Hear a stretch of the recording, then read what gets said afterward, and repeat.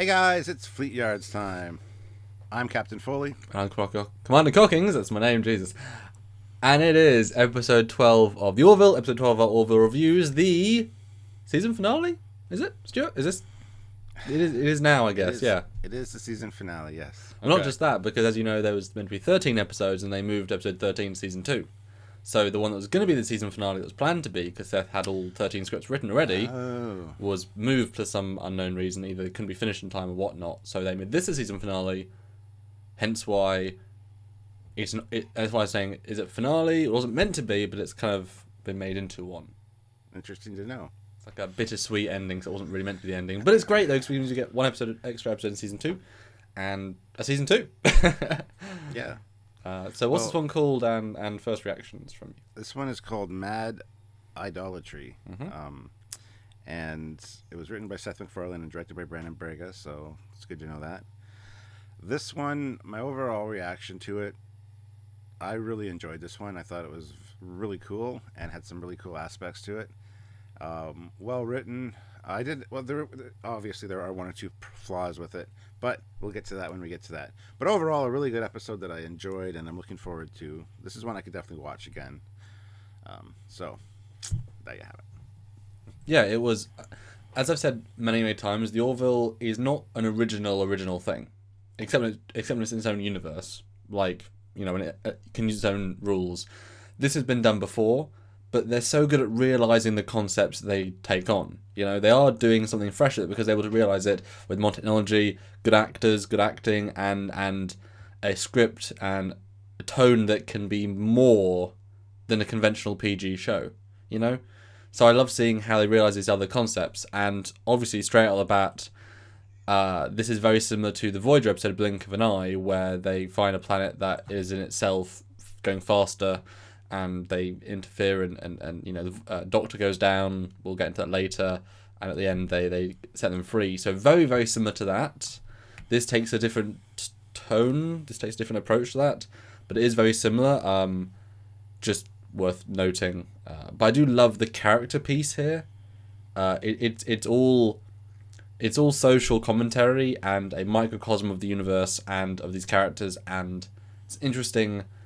It's a very self-reflective final episode.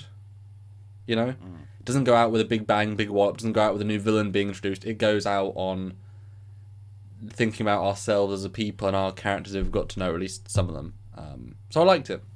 I love how you make me sound stupid, because, I mean, you put so much thought and articulation into that, and I was just like, yeah, it's, all right. Well, you save it for the end. I just wanted to get that out, because people are going to compare this to episode straight away, and yeah, true enough. So it starts off with Ed Mercer roaming the halls looking for somebody to have a late night beer with. Yeah. Which is cool. He goes and sees Gordon, and Gordon's he's all jammed up. He's in his jammies. He wanted to make that clear. And Seth's like, yeah, I got that. Cool. All right, no problem. I thought that was funny, because I thought he was making a poo joke. He was being more literal, and I appreciated that it wasn't as crude as it could have been. And then he goes to see the new chief engineer with his manly breasts out. And then who do we see? A womanly with her breasts stick out. I made note. Her name is Ensign Turco. And she's wearing his jacket though, because it's not ensign. It's not an ensign rank. You know, that was funny. And I love how she's just like cool with the captain. She's like, "You want to come in?" You know, it seems like in the future things are much more laid back, more casual. Because you know, when your captain's around, you're supposed to be more. Well, it's off duty. It is when you think about what's really happening. It's off duty. He's saying hello to everybody in their spare time. So it's like, hey, you came to us. Mm-hmm. What we're doing is what we're doing, and she was smoking and having a good time. And I just thought it was funny how his boobs are out and her boobs are kind of out. It's kind of nice little like reverse sexism there. It's like, no, it's all mostly equal. It's all good. Just, you know, censorship as well, because ratings. But yay him! He got power on the girl. Mm-hmm. So he's really straight away. You can tell this episode, like he was doing a science talk later on. He's already having more of a presence already. Yeah. So good for him. And then he goes and sees Bortus and Clyden, and they had just put their son, was going to say daughter. Yep. Their son down for a nap, and they invite him in to have a glass of opsada. What a great concept for a drink. Well, we'll get to that in a second. When it's poured, it looks like very thick Canar that the Cardassians would drink. Because some Canar is nice and liquidy, some's very thick. Depends on the age. And this was aged 9 years to perfection, apparently. Yes. And he's wondering how it's going to look when it comes out, and Clyden's like, oh, it doesn't come out. It creates a parasite that grows within you. It is quite pleasurable. And he takes a little sip. I was at that point, I'd be like, I don't know if this is good for my human physiology. I might just wait. I'll talk to the doctor and see. Well, they've got iron stomachs, so you can imagine that they're drinking God knows what. And eating God knows what. We see that. Again, I love how they're aliens. Sure, why not? What a great, weird concept. Sure, awesome. And then it's not they took him into their room. They're hanging out, and they say it's like, do you want to play a game? And they're like, oh, we have one game that's quite a famous game, but you probably wouldn't like it. It's called Latcham, and it seems very simple. It's like catch, isn't it? It's a friendly game of catch. It's just like Fabergé egg, throw it around, throw it around, throw it around. It's a great game, isn't it? It is. Latcham is funny. And how do you win, though? You win, and we all want to win because you've got to win a game when you play a game like Latcham. You win by having the egg or the ball, whatever it is. Basically impale you with a knife. Latcham. And I thought that was hilarious. She was throwing it back and forth. I'm like, is this literally their game? Like, this is what they find fun? And that was a funny enough joke in of itself, I thought. Yeah. And then, and they're both like, "Yeah, you won!" Yeah, that was good. That whole intro is excellent. Is absolutely excellent. Well done, guys. And then I love this. He's back in his quarters. Okay, he's kind of had enough of the crew for a bit. And I was expecting where this was going to go. It's a very natural tone. I love this big empty shot of his bedroom. Because I was like, damn, that's depressingly empty and sparse and lack of humanness. I think they were definitely showing the fact that how lonely he felt. Yeah. And because that's a big space for a bedroom. I mean, it's awesome, but there's nothing in it. Put another desk in there or something. Yes. Anyway. At least a beanbag chair. Yes. So, and I looked at Sylvie and I said, he's probably going to call Kelly, and then he does call Kelly, and they're both still up. They're both still lonely, so they decide to go to the mess hall after hours. And obviously, kind of predictable. What did you think when you realised, okay, this is probably the Kelly and Ed episode to follow on from the last scene of the last episode? Yeah, I figured it would they'd start the relationship over again now based on what he had said to them, and that's kind of what sort of happens. Is that what you actually wanted to happen narratively? Because it's kind of, obviously a lot of these shows have the will they won't they, and that's the drama. I kind of find the will they won't they can easily go on too far, sometimes a couple of years, and it's like, oh my god, no, just deal with it. It's not interesting anymore. What did you think about what it may lead to?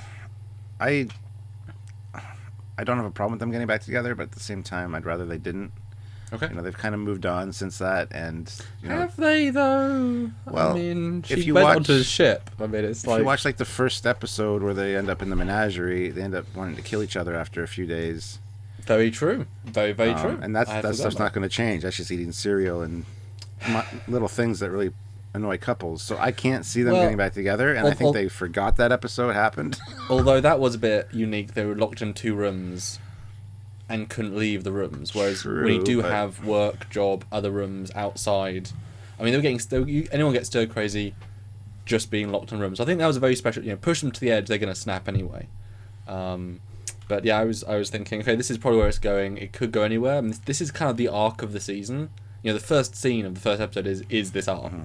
We've already addressed half of it, so I'm kind of like, okay, this makes sense as a season finale, and while it's been swapped to be the season finale, to start and end it in these places is a good thematic. Like, it makes sense, and I think the next one would have been a big CG heavy, either a battle with a Krill or a battle with Isaac's people or something epic in that scale. But as a season opener, that might work even better now. So it's kind of nice to end on a very personal story. I think that worked quite well. Yeah. So they have this drink, and it doesn't get hand treated because he's just like, it's really embarrassing. Yeah. And not only do they have this drink, they have more drinks. So like, well, we're going into unexplored space tomorrow. You sure you want to do that? She drinks it, and he's like, what the hell? Yes. So they got a little plastered.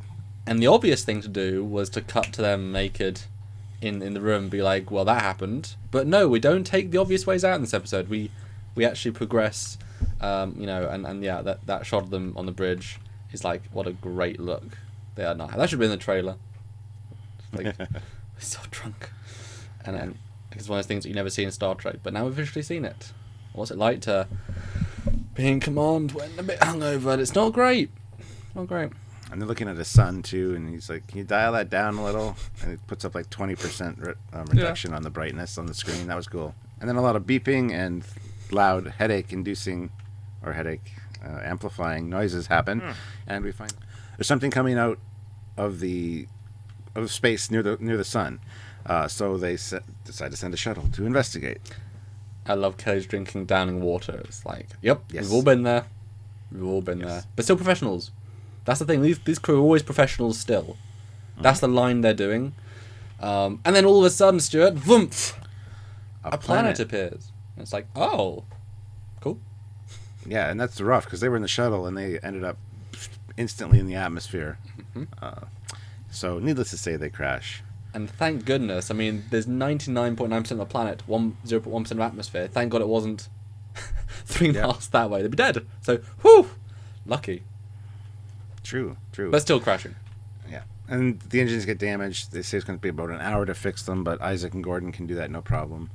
So Kelly goes to wander around a little bit, which I thought, that's not good. Something's going to come up. She's going to get stuck on the planet. It's going to disappear or something. That's what I thought. So she gets to the edge of this ridge. She looks out, and we've got a cute little settlement of what she says, I think, was Bronze Age people. And she says she's going to explore. Isaac's like, we can't deal with these people. We're not allowed to. She's like, yeah, I know. And he's like, what did the captain say? You're being pissy. I'm just trying to help. And it's like, yes. They're both right. She doesn't need to be reminded, but he's just doing his job. Why get at him? So I love it. Everyone's, I've been got at for just saying the rules before, and it's like, I'm trying to help. That's the point. So she wanders around. She hears these children playing. She makes noise. They see her. One of the girls trips on this rock. Kind of ouch. Like, that's bad luck. That's the one rock in the entire vicinity she falls on. And Kelly, being just the nice person she is, tries to help her and use her thermal generator basically to fix her head. And obviously at this point you're thinking, magic. That's magic, these people. She says her name's Kelly. And the last thing the girl says before Kelly has to retreat, because people have found her, is she says Kelly in a sort of broken English sort of way. And I'm thinking, she just taught them English. That's where English comes from. And it's like, ooh, okay, so now she has first contacted all over that. Yeah, and then the other group of, some of the villagers come up, and she takes off. And I thought at this point they were going to chase her, find the shuttle, find Isaac, they all be captured. I don't know. I thought something like that was going to happen. I thought they'd at least run after her. They didn't. Yeah. Which, I was surprised by the amount of time jumps in this episode, because suddenly you're right, boom. Literally. Yeah, now we're fixed. Now we're on the ship. Boom, next scene. It's, okay. I guess they fixed it. Because you would think they would be intrigued, or I guess scared intrigued. But yeah, and we're talking to this admiral who I believe we've seen before. Admiral Osawa. Yeah, I believe we've seen her before in one other episode, and she's basically saying, guys, to wait for the planet. I mean, it's interesting, investigate. If it's nothing that interesting, we'll send a real science ship. It's like, okay, cool. But Ed did not put in his report what Kelly did, because he wanted to protect her, because that's some pretty serious stuff. And the reason he did that, of course, not only is she the first officer, but also now that they have this relationship, he doesn't want her getting in trouble. Well, probably double back a second. He basically re-asked her out on a date in the first scene of them together, and it was really cute actually. It was a nice little progression of I miss you, and let's just start slow, let's go on a date. And so there's this nice little take it slow subtext to them. They haven't gone on the date yet, and so obviously he's trying to protect her, because I think he would anyway, just because this is crew. I think other people, Picard and Kirk have all done it as well, so it wasn't just because it's Kelly. and says it could be a court-martialable offence. It's quite a hefty thing just for an accident and being a caring lady.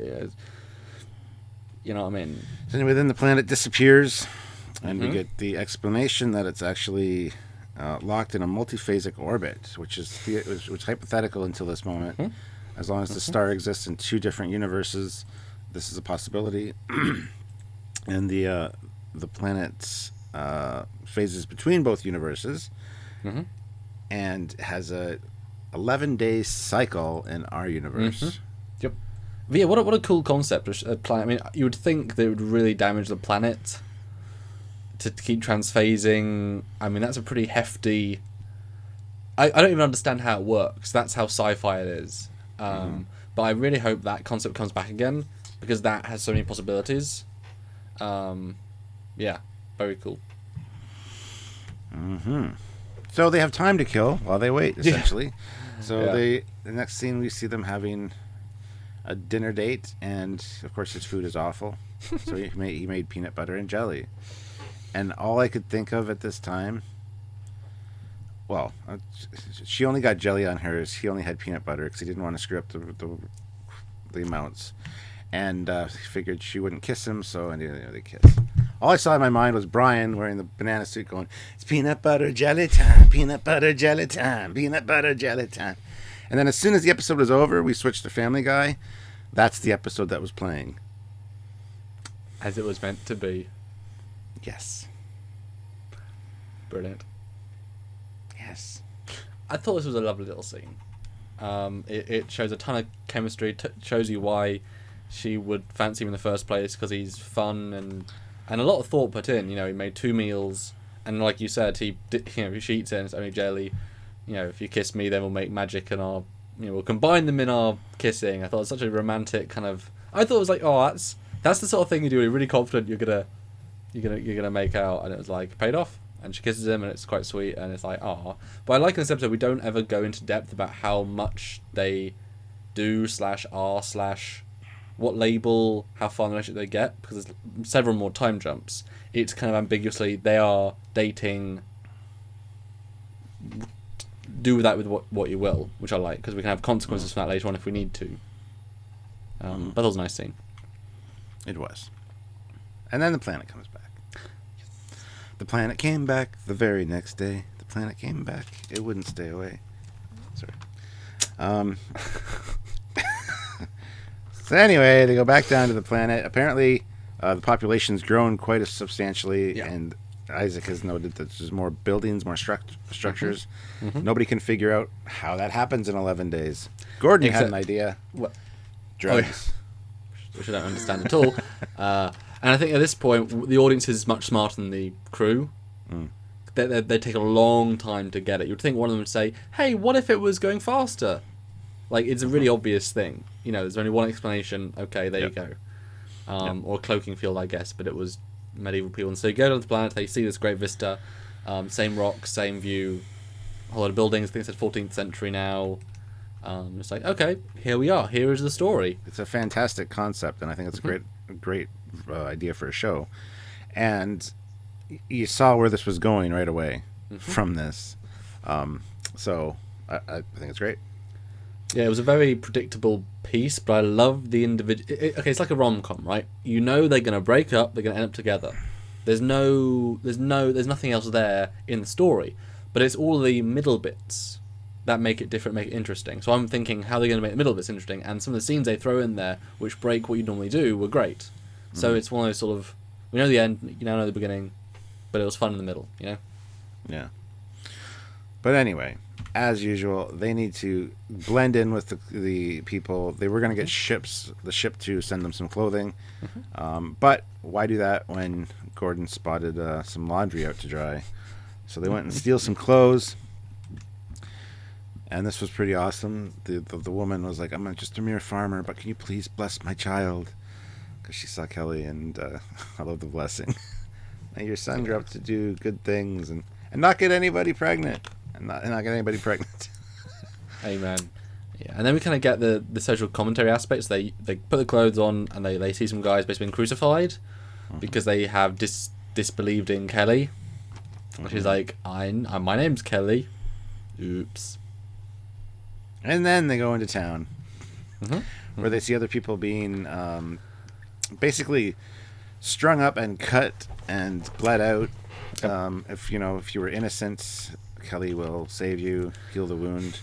It's kind of like the Salem witch trials. We'll dunk you in water. If you drowned, you weren't a witch. If you don't drown, you're a witch. The problem I kept thinking with this scene is that literally no one has ever been healed then. In 700 years of them That's what doing I thought too. It's like at some point you look, you see, even with modern day prayer, there's coincidence, and same witch trials. Some women, some of them, stopped breathing and they could survive. Now, there were cases where occasionally they could survive for random other reasons, but not a single person would randomly have this heal. You would see a correlation between literally 100, and since they sent a guy in the next couple of scenes from now to the same fate. It's like, if 100% of everyone you send to die is bad, maybe something wrong with the system. But that's kind of the point of blind faith and just not thinking it through. Yeah. Anyway, Lamar points out a larger structure, so they go take a gander over there. And this is where it kind of goes for me. They open the doors and they see this statue of Kelly. But not only is it a statue of Kelly, it is perfectly rendered. Even the symbol is exact. The uniform is exact. Copy of Kelly. All you had was a handful of Bronze Age people and a little girl that saw her. Then that traveled down through the centuries by word of mouth. There's no way in hell that this statue would be this accurate. The symbol would look different. There'd be little subtle changes. So that really bothered me a great deal. A simple example is contemporary Christian versions of Jesus. He's white and sometimes clean-shaven. It's like, you understand in that time he's in a place where people are black and they didn't shave their faces really because it was dangerous and they just didn't have tools as much. So it's wrong.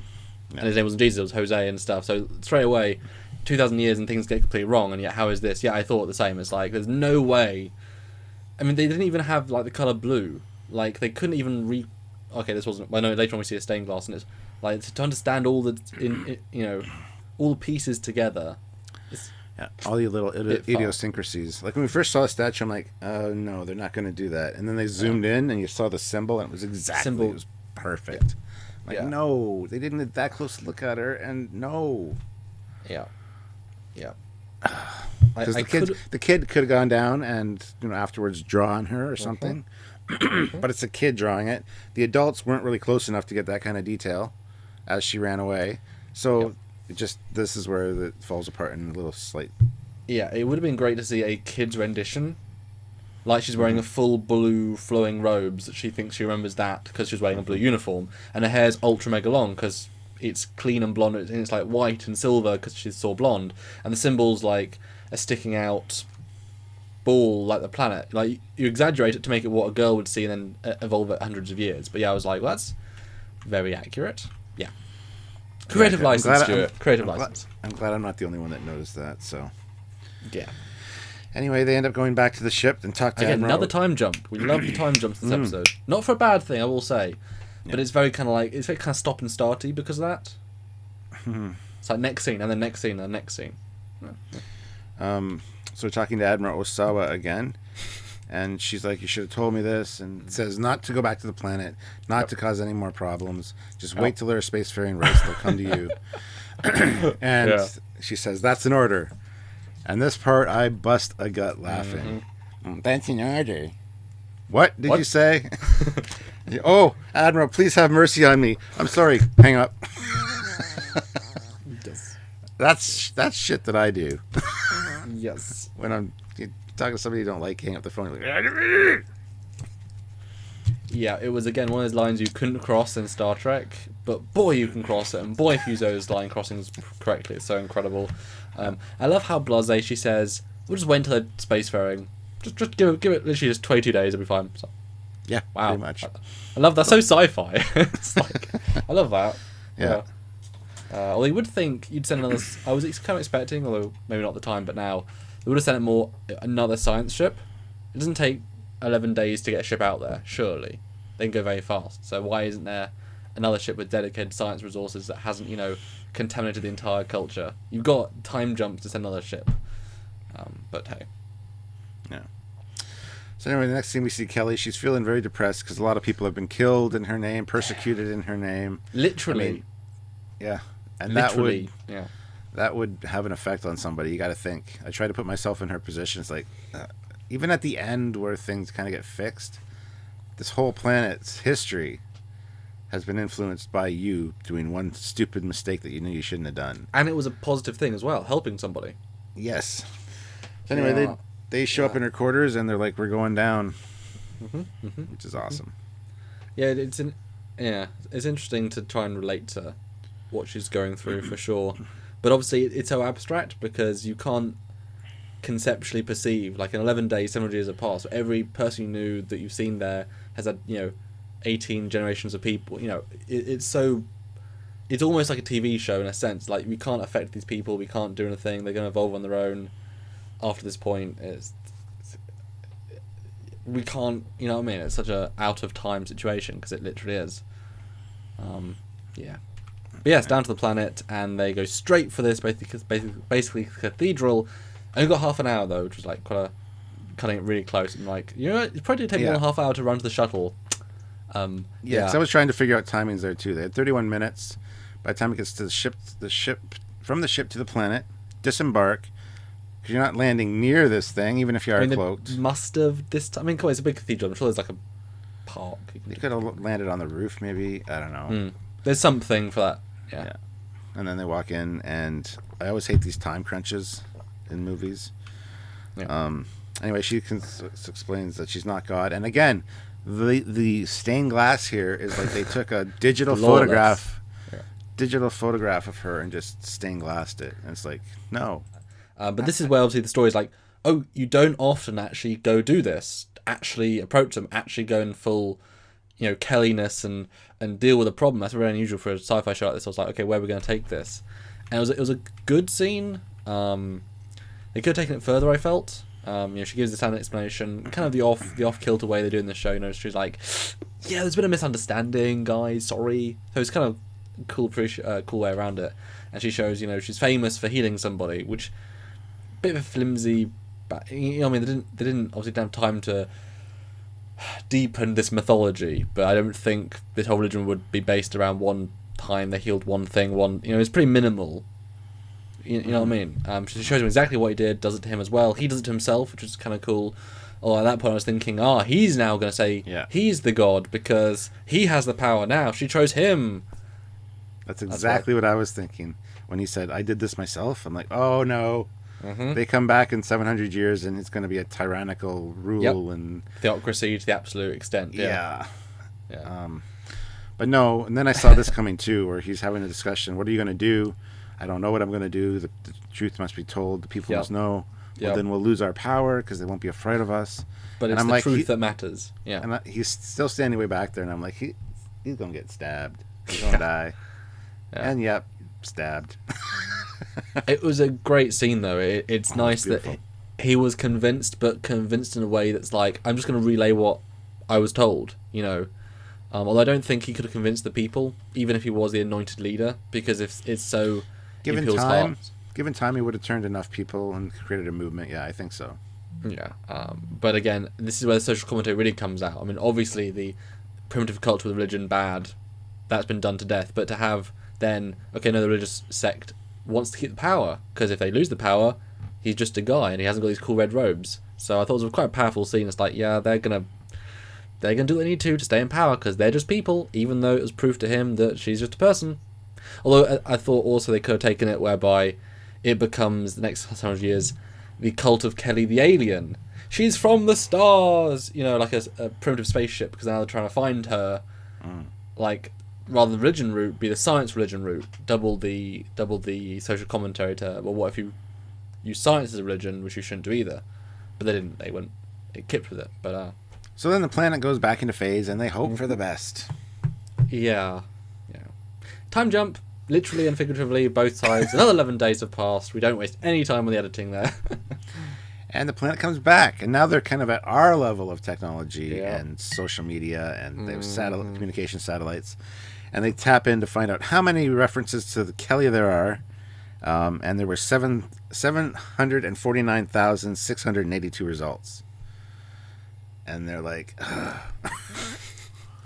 so they throw some of them up on screen, and you get like an evangelist in a mega doing his church. thing. Yeah. Yeah. And then a news report talking about, basically whether church should be taught in the schools and whether it's just a school and state connection. And then bombing of the Temple of Kelly, or the Church of Kelly, over in some country. Place. Yeah. Yeah. And lots of things going on. And it's totally relatable to today, because this is today's atmosphere that we see every day. And especially over in the Holy Land and stuff, where there's wars fighting over who owns what, who's right. And it's just like, Well, it's so much of a parallel. You could just swap the word Kelly for the appropriate deity, and it'd be a one-to-one dialogue. And this is where it's like, this is where Seth, who's a known atheist, is trying to use his medium to, because they're not preaching this. Ed's not judging it; they're just showing it. But they're just showing the stuff that obviously needs to be seen by people. That hopefully, when they realize this is wrong, people will wake up. So yeah, but it's not interesting to see how this culture. Yeah, it was very interesting. And Kelly's obviously even worse now. They have this briefing, and she's like, "Wow!" But I could go down and save them. And I'm thinking, no, you can.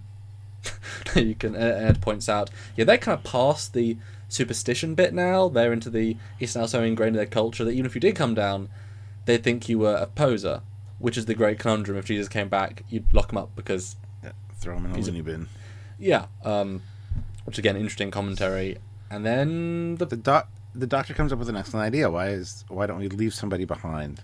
Well, a message first, but then somebody. Yes. And this was obvious. I got this like 2 jumps ago. I was like, okay, this might happen. I didn't get figure this out until they said it. Okay. As soon as Isaac said he would do it, the first thing that popped into my head was Time Zero, because I expected this to be a season finale, where they find Data's head that's 400 or 200 years old or whatever. Yeah. I'm like, oh shit. Because I figured it would be a 2-parter, because they were coming up at the end of the episode and there's still like all this That would have been fun. Unresolved stuff. I didn't want it to happen because I didn't want it to be that kind of cliffhanger, but that's what I thought was going to happen. So, yeah. Anyway, Isaac goes down and he's like, the planet's phasing now. We're going to be out of communication. It gets cut off. And this is when the parallels to Blink of an Eye from Voyager are like extreme. They sent the Doctor down, who doesn't age. Yep. It's like, it's exactly the same thing. I mean, it makes so much sense, and I was very intrigued to see where they take it. I love this little shot of the outside world, where it's literally just a picture of like LA, which you can tell they carefully picked, last time to not show stuff, and then there's a pretty poorly added cathedral which is still there, that survived the 700 years. It's like it's just a picture of LA with him in front of it, and then there's the cathedral right there. It's funny. I love how Ed's like, are you sure? It's 700 years. And Isaac is like, it's 700 seconds to me. I perceive time differently. So this whole time he's been with them in this year has been 1 second for him. Yeah, that was fascinating. And he says, I can survive millions of years. Yes. I'm assuming he has like different states of consciousness. Like he has a certain brain which is processing things in real time, one that's processing things, but yeah, it's like, the Doctor, you could delete it, but he still lives in real time. So I was kind of expecting he wouldn't change at all from this. But as somebody who wanted who was there to study humans, getting 700 years of evolution from what's he say? From evolution of computers, systems to quantum in real time. Yeah, pretty fascinating. And this is why I alluded to earlier on, saying the Isaac's people might be a threat next season. A Foley threat, because you can't think they're too advanced. But if he's got all the data he needs to get, maybe he's come up with a new conclusion. They're not humans, but they're pretty close. I mean, they're as close to humans as we've seen. And the parallels with that Voyager episode were definitely there. And this is where we're thinking, okay, 700 years, boom, 11 days, what's going to look like now? And I was very intrigued by how far we're going to take that. And it comes out, I'm like, oh, that's pretty. I said, oh my god, they got invaded by the Borg. It looked very very much like a Borg-like planet. Okay. Yeah, I thought green Coruscant from far away. But it's got spies that are in Halo and some other big shows. Like, it's pushing out. and I love the visuals. Very well realized. It's kind of like a computer network, like a motherboard. Like it had a really good vibe to it. And then instantly a ship appears, and it's very Flight of the Navigator ship. How do you go more advanced than us? Advanced, you make it organic, but completely chrome and silver and reflective. It was a nice and very simple 3D model. I mean, they're great at doing simple 3D models. They have to, and they say, okay, hey, this alien ship is hailing us. Can I come aboard? And I'm thinking, oh, we're going to this whole interesting shuttle sequence. Nope, just beams aboard. I'm like, hey, they're more advanced than them then, and then we get the hair braid of glowy destiny, is how I felt, or Afro holder of advanced destiny. I don't know. Yeah, glowing. And then they have a discussion about how when after Isaac showed up, they got used to it pretty quickly, and they told Kelly, don't feel bad. Every culture, every species goes through that phase. It's a phase of their evolution where they have to believe in a higher deity. Eventually, just pitters out, and they would know that because they said they explored their own universe or their own galaxies. They've seen other they've seen other cultures. They know they can say that with first hand. I mean, that's obviously direct. They're almost talking to the audience at this point. It's like saying, eventually we'll get to logic and reason, and it'll prevail. Don't worry, and it's just next step in our evolution. What did you think, though, Stuart, of them? How they realised the future people? Yeah. I didn't think it was too bad. Yeah, I didn't think it was too bad at all. I'd like to see what happens in 11 more days. I would just like them to stick around. Yeah, it's like a ant farm in a thing. Just watch it and grow. But for them, I thought what a simplistic yet cleanly efficient future. White is always sleek and advanced. Both people have different nationalities, so it shows the culture has, become more homogenous. They're just people. It's not about whatever. And they glow for some reason, which was a nice touch of super advanced. And the guys like wearing eyeliner, which I thought was interesting. The suits reminded me of Jor-El from the original Superman movie. With all the very glowy white. Anyway, then the episode basically ends in the mess hall. She goes and says, you lied to an admiral, you almost risked your career, and you're too good of a captain for that. We basically can't be a thing from now on because it's going to jeopardize both of our careers, and it kind of goes back to that one episode with Picard where he started dating the one scientist and was hesitant to send her on her away mission, and sort of doubted himself. That would be a very tricky situation to be in as a captain. So I thought this was kind of an apropos ending. And this last frame was sad and stoic and bitter. It was a very bittersweet ending, but you understood it. It was relatable because no one again was in the wrong, and he was saying, in my heart of hearts, I know it makes a lot of sense, but I miss you. And again, we don't know where the relationship went in this month, which makes it even more interesting. Because she was quite not in the right headspace with the entire culture thinking she's a god, so not the best dating space. It was a very very sad note to end on, to end the season on. That's why it was kind of as a season finale. It was kind of like, but it wasn't meant to be. I didn't know that though. Going into it, I thought it was going to be left as a cliffhanger of some kind. It was really leading up to that. When you're looking at the time counting down and where they were in the story, I'm like, it's going to be a cliffhanger. Yeah, well, that's the thing. You hit nail on the head. If it was a cliffhanger, what happens in 700 more years? Maybe they come through and become the next big threat of season 2. The resurgence of the Kelly cult, like the Krill, now with 32nd century technology comes out, and 3 ships like the Ori in Stargate. These 4 ships can do damage to the rest of the universe. That would have been kind of cool, but they didn't need that, obviously. And then again, it's a very human story, and unlike, you're right. It's very odd. It only works as a season finale when you've got season 2. As a franchise finale, it's awful because it's like, okay, well, that's sad. But as a thing where in the future we're only going to ever watch the Orville back to back binge, where there's maybe 2 minutes between this episode and the next one. When you have that, it works tremendously well, because as the first moment of the first episode to this last moment, there's so much growth, and you don't you don't hate either of them. You like both of them. He says, I still have these feelings. I'm kind of sad that she didn't say, I know I feel the same, but she didn't say that, which was kind of like, okay, that's interesting.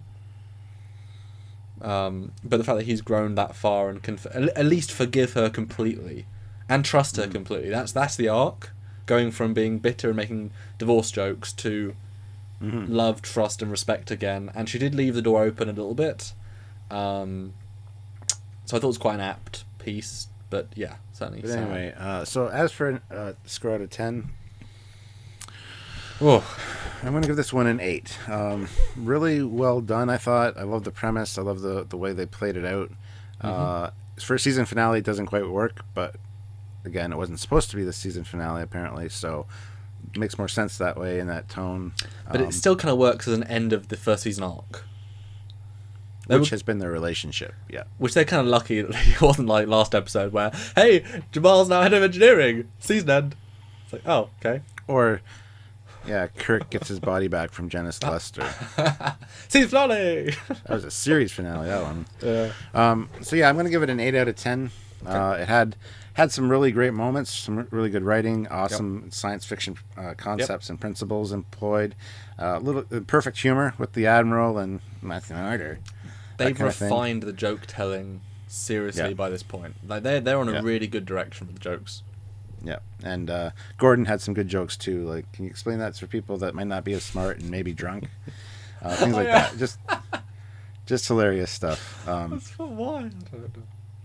And then there was one or two things that were just wrong, in my opinion. Those being the statue and the stained glass representation of Kelly, and even how entrenched that religion was in the society from that one 30-second interaction. It just seemed a bit much. I mean, you couldn't write a whole Bible on that, I don't think. And look at Earth. We've got multiple religions, and some all from Abrahamic. You would think they'd have multiple sects, multiple things. To have it only be a single religion is unrealistic, because people confuse and alter. And why has there not been a Joseph Smith after that saying, "Oh, I found the Kelly plates," but it says her real name is Kendron. It's like, oh god.